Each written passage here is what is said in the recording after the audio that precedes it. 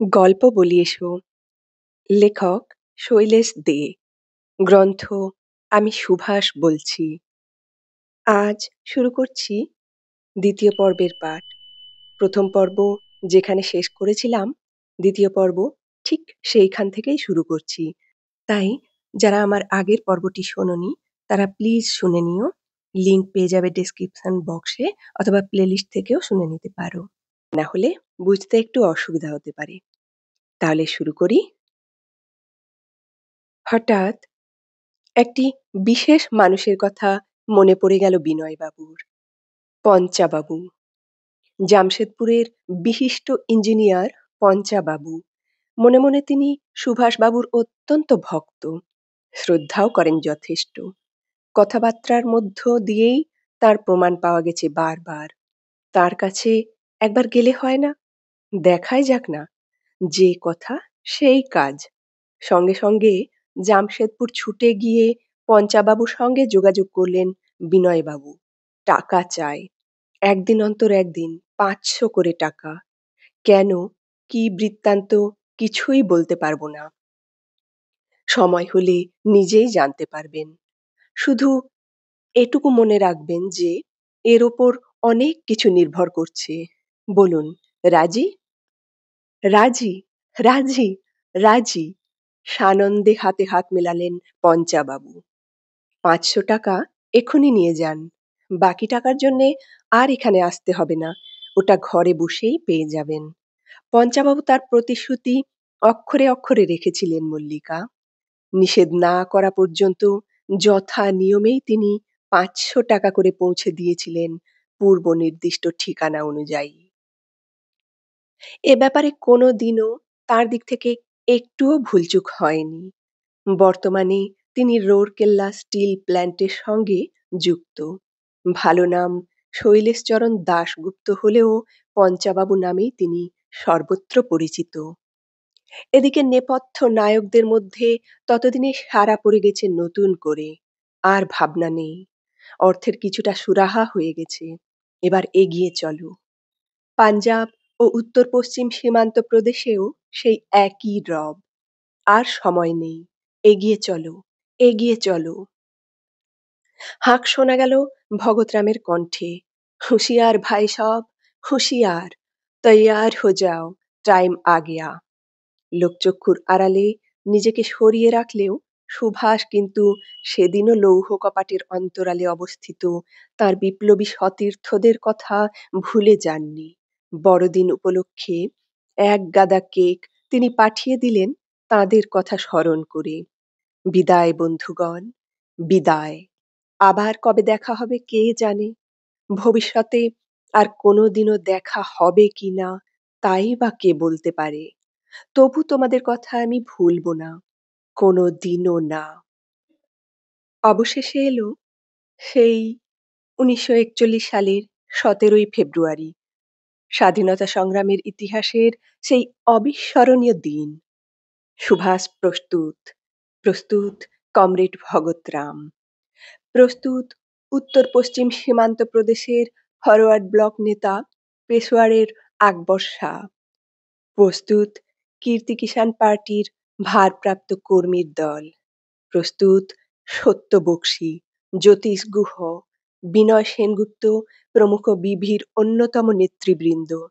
লগ্ন আসন্ন, এবার যাত্রা শুরুর পালা। রাত তখন 1:25। গোটা এলগিন রোড সুপ্ত, নিস্তব্ধ। আলো নেই, জনমানব নেই, নেই কোলাহল। শুধু দূর আকাশে তারা জ্বলছে মিটিমিটি করে। আস্তে আস্তে উঠে দাঁড়ালেন সুভাষ। এবার বেরিয়ে পড়তে হবে, আর সময় নেই। কিন্তু এ কোন সুভাষ? বিরাট বলিষ্ঠকায় এক পাঠান যুবকের আড়ালে এতদিনকার চেনা সুভাষ যেন নিঃশেষে হারিয়ে গেছেন। মনে হয় এ যেন কোনো ভিন্ন সত্তা, চেনাই যায় না। এবার যেতে হবে সুভাষকে। এই বাড়ির এই মৃত্তিকা তার কত প্রিয়, কত দিবারাত্রির স্মৃতি জড়ানো এই ঘর। জীবনের মধুগন্ধে ভরা দিনগুলি যেখানে কেটেছে তাকে ছেড়ে আজ তাকে চলে যেতে হবে বৃহত্তম কর্তব্যের প্রেরণায়। এ যে নিশির ডাক, এ ডাক যে একবার শুনেছে সাড়া যে তাকে দিতেই হবে। বুঝি এক লহমার ব্যাপার। তারপরই সুভাষ নিঃশব্দে নিচে নেমে গেলেন, কোনো দিকে দৃক্পাত না করে। পেছনে তাকাবার সময় এখন নয়। সামনে কঠিন কঠোর সংগ্রামের দিন। সেই সংগ্রামই এখন তার জীবনে একমাত্র সত্য, একমাত্র লক্ষ্য। রাত্রির নিস্তব্ধতা কাটিয়ে সহসা একটা প্রাইভেট গাড়ি তীব্র বেগে ছুটে বেরিয়ে গেল এলগিন রোডের বাড়ি থেকে। একটু একটু করে ছোট হতে হতে গাড়িটা এক সময়ে মিলিয়ে গেল কুয়াশাচ্ছন্ন গাঢ় অন্ধকারের আড়ালে। আর তাকে দেখা গেল না। রাত ১টা বেজে ৩৫ মিনিট। পথঘাট জনমানব শূন্য। প্রাণের কোনো স্পন্দনই নজরে পড়ে না। আশেপাশে শুধু দূরে অক্টোরদলনী মনুমেন্টটা প্রহরীর মতো দাঁড়িয়ে আছে নিস্পন্দ হয়ে। মাত্র দুটি লোক গাড়িতে, গাড়ির চালক আর সুভাষ। দুজনেই নিঃশব্দ, নিশ্চুপ। সব কথা, সব উত্তরই বুঝি হারিয়ে গেছে মৌন রাতের অন্ধকারে। হাওড়া, বেলুর, বালি, উত্তরপাড়া, চন্দননগর। শক্ত হাতে স্টিয়ারিং চেপে বসে আছেন গাড়ির চালকটি। মাথার ওপর কর্তব্যের গুরুভার।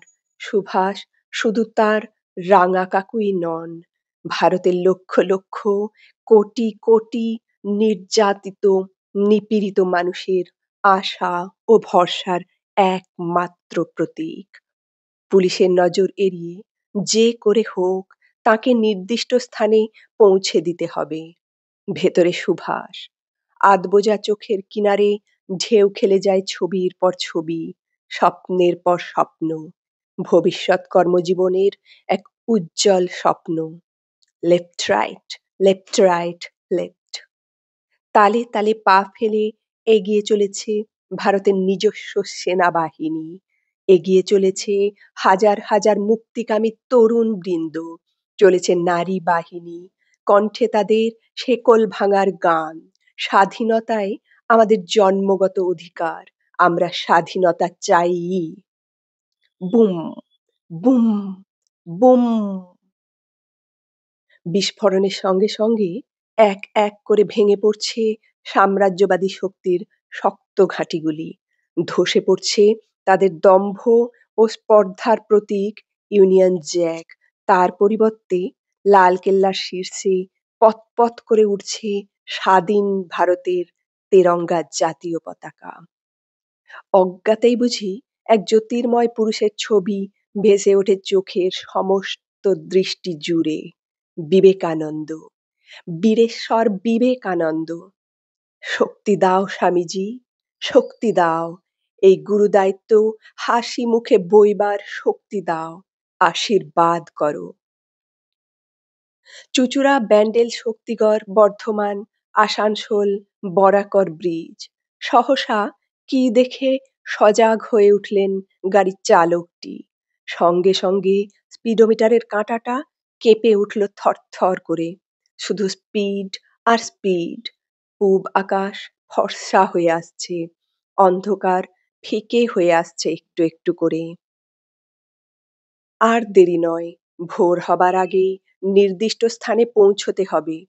যতই পাঠানের ছদ্মবেশে থাকুন না কেন, সুভাষ সুভাষই। অসাধারণ তার ব্যক্তিত্ব, অতুলনীয় তার রূপ। ওই ভুবন ভোলানো রূপ কি শুধুমাত্র গোঁপদাড়ি দিয়ে ঢাকা যায়? তা কি সম্ভব? অবশেষে গাড়ি এসে থামল ধানবাদের কাছাকাছি একটা বাংলো বাড়ির সামনে। আজকের মতো যাত্রা বিরতি। আবার যাত্রা শুরু হবে সূর্য অস্ত যাবার পর। সুভাষের ঠাঁই হলো বাইরের ঘরে। এমনকি খাবার দাবারের ব্যবস্থাও ওই একই ঘরে। উপায় কি? হলোই বা ইন্স্যুরেন্স কোম্পানির একজন শিক্ষিত এজেন্ট। তবু আসলে সে অচেনা, অজানা একজন তরুণ পাঠান। জেনে শুনে তাকে তো আর অন্দরমহলে ঠাঁই দেওয়া যায় না। সত্যিই পাঠান, যাকে বলে একেবারে খাঁটি পাঠান। বাংলা কথা না পারেন বলতে, না পারেন বুঝতে। তাই কথাবার্তা যা কিছু হলো সবই প্রায় ইংরেজিতে, বেশিরভাগই ইন্স্যুরেন্স সংক্রান্ত ব্যাপার নিয়ে। বাংলো ভর্তি বয় বাবুর্চির দল, কার মনে কি আছে কে বলতে পারে। সুতরাং সাবধানতা দরকার আছে বইকি। গোমো জংশন, একপাশে উঁচু পাহাড়ের সারি, নিচ দিয়ে এঁকে বেঁকে রেললাইন চলে গেছে বহুদূর পর্যন্ত। রাত তখন অনেক, গোটা পৃথিবী অন্ধকারে আবৃত। মাঝে মাঝে দুই একটা পাখির ডাক ছাড়া আর কোথাও কোনো রকম সারা শব্দ নেই। বেশ খানিকটা দূরে অন্ধকারে আত্মগোপন করে দাঁড়িয়ে আছে একটা প্রাইভেট গাড়ি। ভেতরে মোট ৪ জন যাত্রী, তাদের মধ্যে একজন মহিলা। হাওড়া থেকে আগত দিল্লি কালকা মেলের তখনও অনেকটা দেরি। মনে হয় আরও ঘণ্টাখানেক অপেক্ষা করতে হবে। ঘুমন্ত গোমো জংশনটা জেগে উঠল মধ্যরাত্রিতে। সিগন্যাল ডাউন, গাড়ির সময় হয়েছে। এর মধ্যেই ইঞ্জিনের আলোয় আলোকিত হয়ে উঠেছে গোটা স্টেশন অঞ্চলটা। আস্তে আস্তে প্রাইভেট গাড়িটা এবার এগিয়ে গেল স্টেশনের দিকে। লগ্ন আসন্ন, এবার সুভাষকে বিদায় নিতে হবে, বিদায় দিতে হবে। নিমেষে প্রস্তুত হয়ে নিলেন সুভাষ। এদিক ওদিক ভালো করে দেখে নিয়ে পরক্ষণেই তিনি গাড়ি থেকে নেমে প্ল্যাটফর্মের দিকে এগিয়ে গেলেন দৃঢ় পদক্ষেপে। বিদায়, এবার তোমরা ফিরে যাও। রাত্রির অন্ধকারে তিনটি প্রাণী অসাড় নিস্পন্দ হয়ে তাকিয়ে রইলেন দূরে অপসৃয়মান সুভাষের বলিষ্ঠ দেহটার দিকে। সুভাষ চলে যাচ্ছেন। কত গ্রীষ্ম, কত বসন্ত বেলা, কত কান্না হাসির মালা গাঁথা দিন, সব পেছনে ফেলে সুভাষ আজ চলে যাচ্ছেন ভারতের স্বাধীনতার স্বপ্নকে বাস্তবে রূপায়িত করে তুলতে। ওই যে গাড়িটা অন্ধকারে মিলিয়ে যাচ্ছে সুভাষকে নিয়ে, ওই যে তার পেছনে লাল আলোটা ক্রমশ ছোট হতে হতে হারিয়ে যাচ্ছে একটু একটু করে। হে সর্বত্যাগী রুদ্র সন্ন্যাসী, এ সময়ে চোখের জল ফেলে তোমার যাত্রাপথকে আমরা পিচ্ছিল করে তুলব না। তুমি যাও, তোমার যাত্রাপথ শুভ হোক। আবার তুমি ফিরে এসো ব্রত সাঙ্গ হলে, ফিরে এসো স্বাধীন ভারতে, ফিরে এসো বিজয়ীর বেশে। ততদিন আসমুদ্র হিমাচল তোমার পথ চেয়ে থাকবে। সুভাষের রহস্যময় অন্তর্ধান সম্বন্ধে এ পর্যন্ত তোমাকে যা কিছু বলেছি তার কোনোটাই আমার মন গড়া কথা নয় মল্লিকা। সুভাষকে তোমাদের মধ্যে কেউ কেউ নিশ্চয় দেখেছ, দেখেছ ছাত্রনেতা, মেয়র, রাষ্ট্রপতি, ফরওয়ার্ড ব্লকের নেতা, এমন বিভিন্ন সব ভূমিকায়। কিন্তু দেখেছ কি কোনোদিন অনমনীয় বিপ্লবী সুভাষকে? দেখনি নিশ্চয়ই।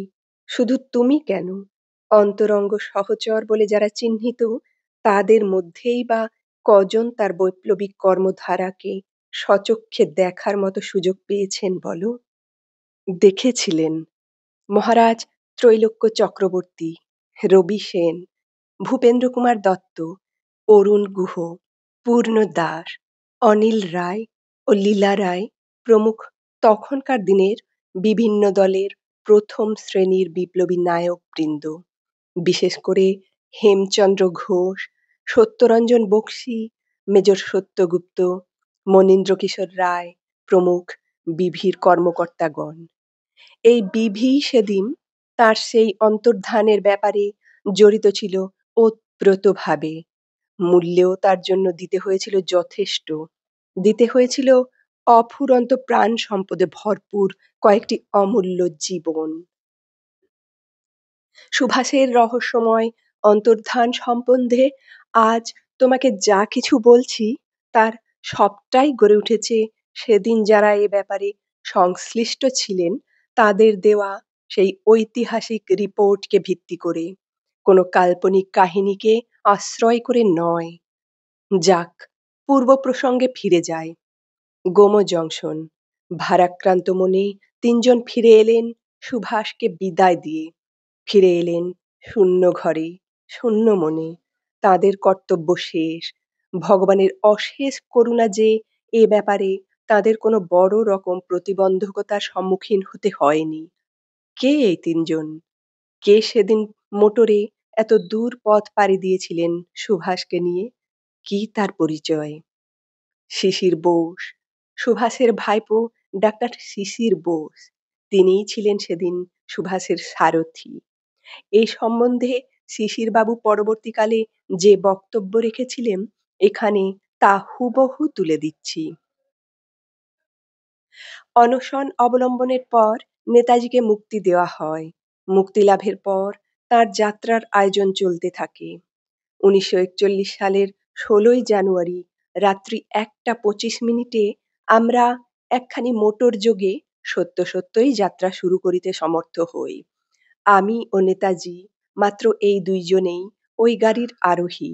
নেতাজি পশ্চিমী মুসলমানের পরিচ্ছদে ভূষিত হইয়া একটি সুটকেস, বিছানা ও একটি অ্যাটাচি কেস সঙ্গে লইয়াছিলেন। এলগিন রোড হইতে যাত্রা শুরু করিয়া কলকাতা শহর ছাড়াইয়া গ্র্যান্ড ট্যাঙ্ক রোড ধরিয়া তীব্র বেগে আমাদের গাড়ি চলিল। সমস্ত রাত্রি চলিবার পর প্রত্যুষে আমরা এক স্থানে আত্মগোপন করিলাম। সন্ধ্যায় আবার যাত্রা শুরু হইল। অধিক রাত্রিতে আমরা কলিকাতা হইতে আনুমানিক ২১০ মাইল দূরবর্তী গোমতে পৌঁছিলাম। এই দিনটি ছিল ১৯৪১ সালের ১৮ই জানুয়ারি। শেষ রাত্রিতে নেতাজি ট্রেনে উত্তর ভারত অভিমুখে রওনা হইয়া যান। স্টেশনেই তাহার নিকট হইতে আমি বিদায় লইলাম। শিশিরবাবুর বক্তব্য এখানেই শেষ। তবু একটা প্রশ্ন রয়ে গেল। তিনি বলেছেন, প্রত্যুষে আমরা এক স্থানে আত্মগোপন করিলাম। জায়গাটা কোথায়? কার বাড়িতে? গোমো জংশনে তাঁর সঙ্গে যে আরো ২ জন লোক দেখা গিয়েছিল, তাঁরাই বা কে? এই প্রশ্নের জবাব রয়েছে পরবর্তী বিবৃতিটির মধ্যে। এই বিবৃতি দিয়ে শ্রদ্ধেয় শরৎচন্দ্র বোসের বড় ছেলে শ্রীযুক্ত অশোক বোস বলেছিলেন।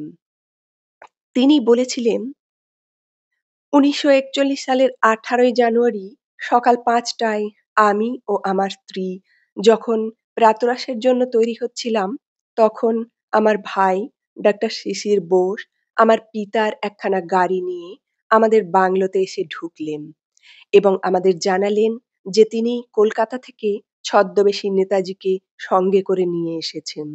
সন্ধ্যার দিকে পাঠানের বেশে সজ্জিত হয়ে তিনি আমাদের কাছ থেকে লোক দেখানো ভাবে বিদায় নিয়ে চলে গেলেন। পায়ে হেঁটেই গেলেন। ভাবটা এই যে পথের নিকটস্থ ট্যাক্সি স্ট্যান্ড থেকে একটা ট্যাক্সি নিয়ে নেবেন। আধ ঘন্টা বাদে আমরা ৩ জন, আমি, আমার ভাই ও স্ত্রী আমাদের গাড়ি নিয়ে বেরিয়ে পড়লাম এবং পথ থেকে তাঁকে তুলে নিলাম। তারপর গ্র্যান্ড ট্রাঙ্ক রোড ধরে গাড়ি চালিয়ে দিলাম গোমোর দিকে। গোমোর কাছাকাছি গিয়ে আমরা একটা নির্জন পথের ধারে প্রায় ঘণ্টাখানেক অপেক্ষা করলাম। কারণ মাঝরাতের আগে ট্রেন আসার কথা ছিল না। এই সময়টা আমরা অল্প স্বল্প পারিবারিক আলাপ আলোচনায় কাটিয়ে দিলাম। ট্রেনের সময় হতেই আমরা স্টেশনের দিকে এগিয়ে গেলাম এবং তাড়াতাড়ি তাকে নামিয়ে দিয়ে প্রায় আধ মাইল দূরে গাড়ি নিয়ে সরে এলাম। ট্রেন ছেড়ে দেবার পরেও প্রায় আধ ঘন্টা আমরা সেখানে অপেক্ষা করলাম। তারপর এ সম্বন্ধে নিশ্চিন্ত হয়ে গাড়ি করে ধানবাদ ফিরে এলাম। হু হু করে ট্রেনটা ছুটে চলেছে ব্যাকুল মনের সঙ্গে পাল্লা দিয়ে। পেছনে ছুটে যাচ্ছে একের পর এক গ্রাম, শহর, নগর আর অন্ধকারে ঢাকা ছোট ছোট পাহাড়ের সবুজ উপত্যকা। ভেতরে নিজের আসনে স্তব্ধ হয়ে বসে সুভাষ। সারা মুখে তার দৃঢ় সংকল্পের রেখা। সংগ্রাম শুরু হয়ে গেছে, স্বাধীনতার সংগ্রাম। আর পেছনে তাকাবার সময় নেই, হিসেব নিকেশেরও ফুরসত নেই। এই মরণপণ সংগ্রামই এখন তাকে চালিয়ে যেতে হবে জীবনের শেষ মুহূর্ত পর্যন্ত। হয় কুল, নয়তো অতল সমাধি। এছাড়া আর কোনো পথ খোলা নেই তার চোখের সামনে। ভিক্ষায় কোনো দিনও স্বাধীনতা আসে না, তার জন্য যথাযোগ্য মূল্য দিতে হয়। এমন কতজনই তো মূল্য দিয়েছেন। ক্ষুদিরাম, প্রফুল্ল চাকি, কানাইলাল, সত্যেন বোস, চারু বোস, বীরেন দাশগুপ্ত, যতীন্দ্রনাথ, চিত্তপ্রিয়, ভগৎ সিং, নীরেন, মনোরঞ্জন, গোপীনাথ, প্রমোদ, অনন্তহরি, বিনয়, বাদল, দীনেশ, আশফাকুল্লা, প্রদ্যোৎ, রামকৃষ্ণ, সূর্য সেন, তারকেশ্বর, প্রীতিলতা, অনাথ, মৃগেন, নির্মল, নবজীবন, রামকৃষ্ণ রায়, ব্রজকিশোর, দীনেশ মজুমদার, ভবানী, কালীপদ, মতি মল্লিক, এমনি আরও কতজন। জীবনের একমাত্র লক্ষ্য স্বাধীনতা। সেই স্বাধীনতা অর্জনের জন্য তাকেও যদি তেমনি করে মূল্য দিতে হয়, তো তার জন্য তিনি প্রস্তুত। তবু এবারের যুদ্ধ স্বাধীনতা প্রাপ্তির যে অপূর্ব সুযোগ নিয়ে এসেছে, তাকে তিনি কোনো মতেই হেলায় হারাতে রাজি নন। ঘন্টার পর ঘন্টা কেটে গেল এমনি করেই। সুভাষ স্থির, অচঞ্চল, ঘুম আসে না, চোখ বুজে আসে, তবু ঘুম আসে না, আসে রাশি রাশি ভাবনা। কলকাতার খবর কি কে জানে? খবরটা পুলিশের কানে গেছে কিনা তাই বা কে বলতে পারে? না গেলেও এ খবর বেশি দিন তাদের অজানা থাকবে না। তার আগেই তাকে বেড়াজাল ডিঙিয়ে চলে যেতে হবে অনেক দূরে, তাদের নাগালের বাইরে। সহসা কি দেখে অলস দৃষ্টিটা তীক্ষ্ণ হয়ে ওঠে সুভাষের। কি একটা স্টেশনে গাড়ি থেমেছে, একজন চেকার এদিকেই যেন এগিয়ে আসছে, একটু একটু করে, আরো কাছে। নিমেষে হাতের খবরের কাগজটা দিয়ে নিজেকে আড়াল করে বসলেন সুভাষ। এ পথ অতি কঠিন, কঠোর। জীবন ও মৃত্যুর এখানে পাশাপাশি বাস। বাঁকে বাঁকে ওত পেতে আছে ধ্বংস আর সর্বনাশ। বাঁচতে হলে এখন যুঝতে হবে প্রতি মুহূর্তে। অবশ্য মৃত্যু ভয়ে তিনি ভীত নন। মরণ তো বৈশাখী ঝড়, কখন কোন দিক থেকে উড়ে আসবে কেউ তা বলতে পারে না। তা বলে ভীরুর মতো মরতে তিনি রাজি নন। সর্বাগ্রে দেশের মুক্তি, তারপর অন্য কথা। চেকার সরে যেতেই আবার মুখ থেকে খবরের কাগজটা সরিয়ে নিলেন সুভাষ। যাক, আপাতত নিশ্চিন্ত। তবে প্রতি মুহূর্তে সজাগ থাকতে হবে। চারিদিকে হিংস্র, ক্ষুধার্ত হায়নার দল। এই অবস্থায় সর্বক্ষণ চোখ কান খোলা রাখা দরকার। আবার বাধা। এবার কামরায় ঢুকলেন একজন সম্ভ্রান্ত শিখ ভদ্রলোক। তিনিও অনেক দূরের যাত্রী। সুভাষের দু চোখে নিবিড় সংশয়। একেবারে মুখোমুখি এসে আসন গ্রহণ করেছেন ভদ্রলোক। ছদ্মবেশটা ধরা পড়ে যাবে না তো ওর চোখে? কিন্তু না, আশঙ্কা অমূলক। চিনতে পারেননি, কোনো রকম সন্দেহও করেননি, করা সম্ভবও নয়। সাধারণ মানুষ তো দূরের কথা, কোনো পাকা ডিটেকটিভের পক্ষেও এখন সুভাষকে দেখে কোনো রকম সন্দেহ করা সম্ভব নয়। কারণ এ সুভাষ সে সুভাষ নয়। পরনে শেরওয়ানি ও আঁটো-সাঁটো পায়জামা, মাথায় ফেজ, সারা মুখে এক দঙ্গল দাড়ি। দেখে মনে হয় ঠিক যেন কোনো খাঁটি মৌলবি সাহেব। আপনি কোথায় যাবেন সাহেব? সহজ অন্তরঙ্গ ভঙ্গিতে হঠাৎ প্রশ্ন করলেন শিখ ভদ্রলোক। আমি? বিশুদ্ধ উর্দুতে জবাব দিলেন সুভাষ। আমি যাব রাওয়ালপিন্ডি। ওখানেই থাকেন বুঝি? না, দেশ আমার লখনৌতে, পেশায় ইন্স্যুরেন্স অর্গানাইজার। তাই মাঝে মাঝে এখানে ওখানে যেতে হয় ব্যবসায়িক প্রয়োজনে। আপনার নাম? জিয়াউদ্দিন, মৌলভী জিয়াউদ্দিন। এমনি অনেক কথা, অনেক প্রশ্ন, প্রায় সারা দিন ধরে। তবে নিছক কথায়, একমাত্র সহজ সরল আন্তরিকতা ছাড়া আর কিছুই ছিল না তার পেছনে, সামান্য ইঙ্গিতও না। ওদিকে ততক্ষণে সারা পড়ে গেছে পাঞ্জাবের কীর্তি কিষাণ পার্টির সভ্যদের মধ্যে। সুভাষবাবু রওনা দিয়েছেন। সবাই সতর্ক থাকো, দেখো, হিসেবে যেন কোথাও গরমিল না হয়। উত্তর পশ্চিম সীমান্ত প্রদেশের ফরওয়ার্ড ব্লক নেতা পেশোয়ারের আকবর শাহরও সেদিন ব্যস্ততার সীমা নেই। সুভাষবাবু আসছেন, লাইন ক্লিয়ার করো, দুশ্মনদের উপর নজর রাখো, সব ঝুট ঝামেলা হটিয়ে দাও। আর সীমান্তের অতন্দ্র প্রহরী কমরেড ভগতরামের তো কথাই নেই। উপজাতীয় এলাকায় মুহুর্মুহু তার হাঁক শোনা যেতে লাগলো। হুঁশিয়ার ভাই সাব, হুঁশিয়ার, शेर का बच्चा आ गया, हथियार लेके सब तैयार हो जाओ, जान कबूल। পেশোয়ার সিটি স্টেশন, গাড়ি আসার সময় হয়েছে, সিগন্যাল ডাউন। প্ল্যাটফর্মের এক কোণে নিজেকে যথাসম্ভব আড়াল করে চুপচাপ দাঁড়িয়ে ফরওয়ার্ড ব্লক নেতা আকবর শাহ। এই গাড়িতে সুভাষবাবু আসছেন, বাংলার শের সুভাষ বোস। বাইরে থেকে বোঝা না গেলেও ভেতরে ভেতরে কিন্তু আকবর শাহর মনে তখন ঝড় বইছে, দুরন্ত ঝড়। জোর লড়াই চলছে এখন গোটা ইউরোপ জুড়ে। স্বভাবতই ফ্রন্টিয়ার এখন অত্যন্ত সুরক্ষিত, অত্যন্ত সজাগ। তাদের নজর এড়িয়ে কি সুভাষবাবুকে এখান থেকে নিরাপদে সরিয়ে নেওয়া সম্ভব হবে?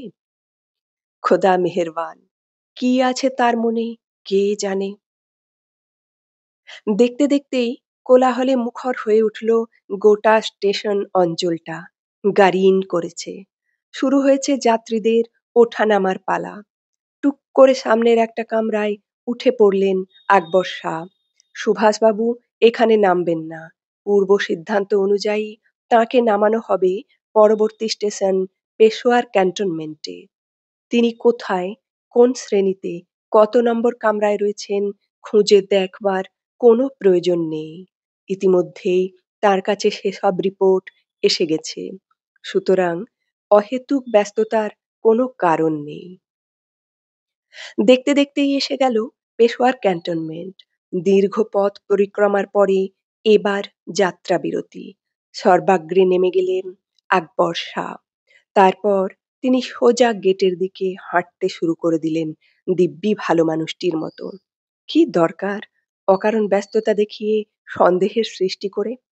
সুভাষবাবু ঠিক চলে আসবেন তার পেছনে পেছনে, তাই ব্যবস্থা হয়ে আছে আগে থেকে। গেট দিয়ে বেরিয়ে এবার একেবারে সোজা রাস্তায় গিয়ে পা দিলেন আকবর শাহ।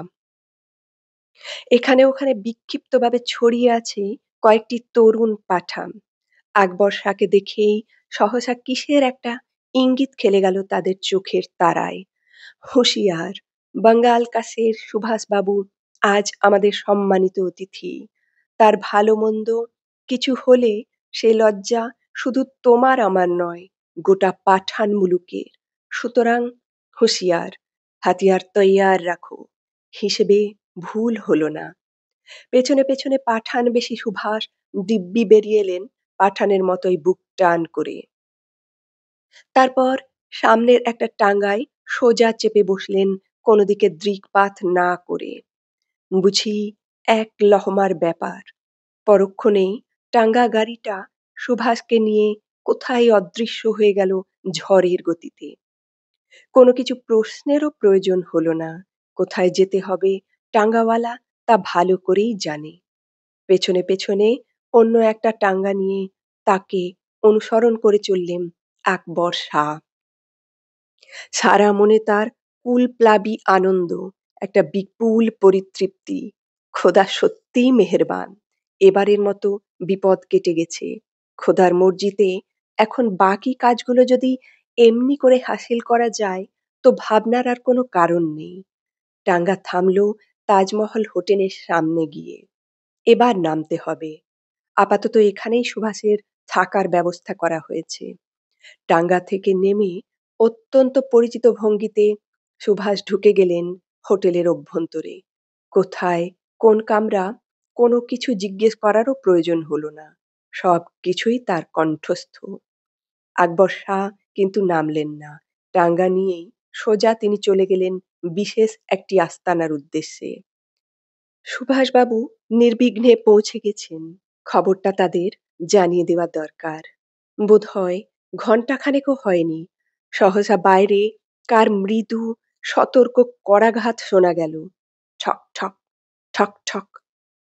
দরজা খুলতেই ঘরে ঢুকলেন একটি বলিষ্ঠ পাঠান, দীর্ঘদেহী, সুদর্শন যুবক, দৃষ্টির তীক্ষ্ণতায় বুদ্ধির পরিচয় সুপরিস্ফুট।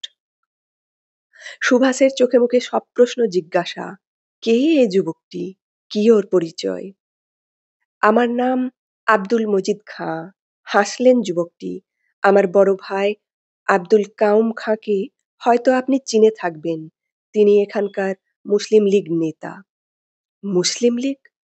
নিমেষের দৃষ্টিটা তীক্ষ্ণ হয়ে উঠল সুভাষের। কি ব্যাপার? কি বলতে চাই ও? তবে আমি আকবর শাহর পার্টির লোক। তেমনি করেই হাসলেন যুবকটি। তিনিই আমাকে পাঠিয়েছেন আপনার কাছে। বলে দিয়েছেন সব ঠিক আছে। কাল ভোরেই আপনাকে এখান থেকে সরিয়ে নেওয়া হবে। আপনি প্রস্তুত থাকবেন। আমি এখন যাচ্ছি। ফিরে গিয়ে আকবর শাহর কাছে আবার রিপোর্ট দিতে হবে। আদাব।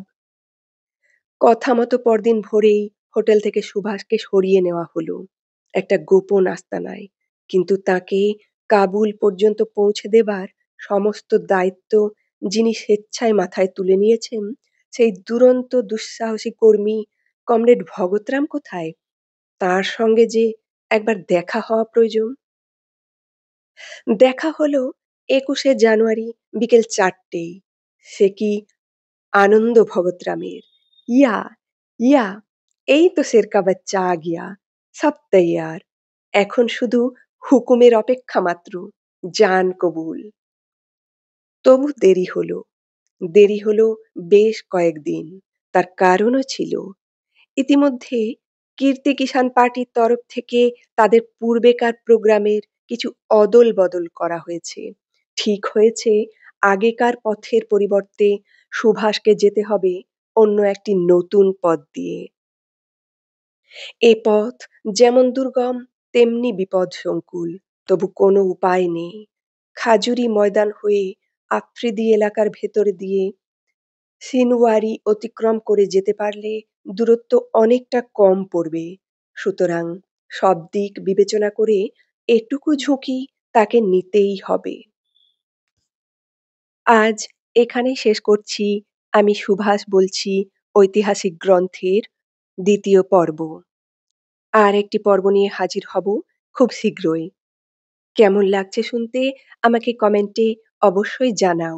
উৎসাহ দিয়ে আমার পাশে থাকো। আজ তাহলে আসি।